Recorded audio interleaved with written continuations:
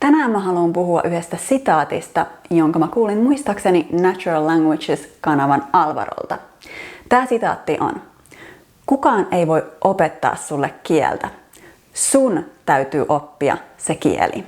Ja heti tähän alkuun disclaimeri. Mä en todellakaan tarkoita, että me ei tarvita kielten opettajia. Me tietenkin tarvitaan opettajia ohjaamaan ja tukemaan meidän oppimista, mutta kuten varmasti tiedätte, mun mielestä tämän opettamisen pitäisi tapahtua vähän eri tavalla kuin mitä nykyään kielten oppitunneilla.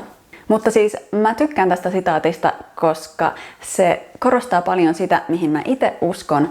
Ja mä haluaisin puhua erityisesti kahdesta opetuksesta, jotka mulle tuli mieleen tästä sitaatista. Ensinnäkin se, että kielten oppiminen on hyvin erilaista kuin esimerkiksi maantiedon tai jopa matematiikan oppiminen. Esimerkki. Mä voisin pitää sulle luennon Euroopan pääkaupungeista ja tunnin kuluttua sä pystyisit varmaan luettelemaan suurimman osan näistä pääkaupungeista. Mutta jos mä pidän sulle luennon suomen kieliopista, sanotaan vaikka sijamuodoista, niin sä saatat pystyä selittämään kunkin sijamuodon käyttötavan, mutta sä et pysty puhumaan suomea edes 10 tällaisen oppitunnin jälkeen. Tai koskaan. Nimittäin kieliopin ulkoa osaaminen ei saa sua puhumaan suomea.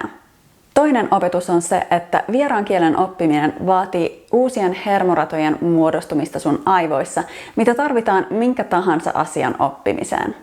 Mä saan joskus sähköpostia ihmisiltä, jotka kysyy multa, että voinko mä opettaa niille suomea 3 kuukaudessa. Ja mä voisin ehdottomasti käydä koko suomen kieliopin läpi ja antaa niille kasan sanoja ulkoa opeteltavaksi. Mutta pystyisikö ne puhumaan suomea sujuvasti tämän jälkeen? Valitettavasti ei. Joten parempi kysymys olisi, jos mä opiskelen suomea luonnollisella oppimistavalla puoli tuntia joka päivä, millä tasolla mä todennäköisesti oon 3 kuukauden kuluttua? Eli tämä vastuu oppia on sulla. Sun aivojen täytyy muodostaa ne hermoradat. Mä toivoisin, että mä voisin vaan kaataa koko suomen kielen sun aivoihin, mutta valitettavasti tämä ei ole mahdollista. Mutta päästäkseni mahdollisimman lähelle tällaista tilannetta mä oon etsinyt ja löytänyt kaikkein nopeimman, helpoimman ja kivuttomimman tavan oppia kieliä. Siis tämän takia mä käytän luonnollista oppimistapaa. Mä oikeasti kutsun tätä laiskan ihmisen kielten oppimistavaksi, koska se vaatii kaikkein vähiten aikaa ja ulkoa opettelua. Luonnollisella oppimistavalla sä et opi asioita suomen kielestä, vaan sä opit suomea. Piste.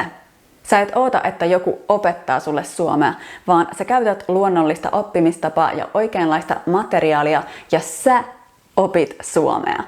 Tällä tavalla mun Finish Me-opiskelijat oppii suomea ja näkee suuren eron. Esimerkiksi yksi mun opiskelija kertoi, että se opiskeli englantia 10 vuotta eikä kuitenkaan pystynyt puhua sitä, mutta 6 kuukauden Finish Me-opintojen jälkeen se ymmärtää suomea jo yllättävän paljon. Eli ota vastuu sun suomen kielen opinnoista ja mä oon varma, että sä edistyt valtavasti. Nähdään ensi videossa. Moikka!